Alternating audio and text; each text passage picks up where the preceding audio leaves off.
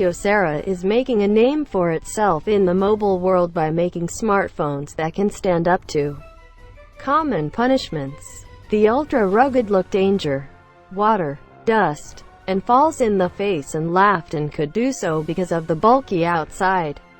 The new Kyocera Hydro Edge is just as confident about its ability to resist damage from water and dust, but doesn't have the armored plating.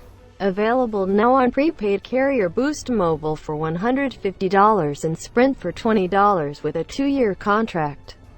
The Hydro Edge is relatively inexpensive.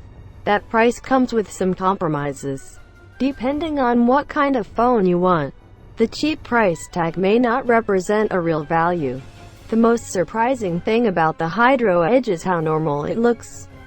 Water-resistant phones are usually bulky or at least fitted with port covers to keep water out of sensitive areas. The back plate on the Hydro Edge needs to be locked to protect the battery, but otherwise, the micro USB port and headphone jack have no protection.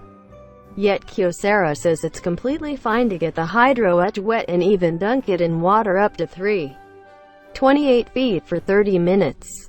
And that's what we did. The Hydro Edge didn't appear to suffer any ill effects from the dunking.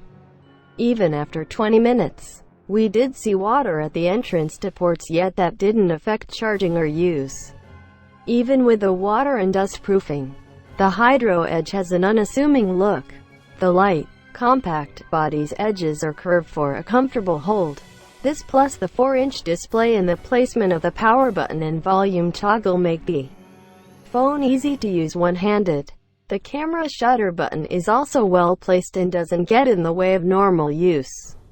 Capacitive home, back, and menu buttons sit under the display despite the presence of Android Jelly Bean. The screen is where the Hydro Edge shows its price most blatantly. The 4-inch panel's resolution of 800 by 480 pixels is poor by today's standards. On light backgrounds we could see the display's individual pixels.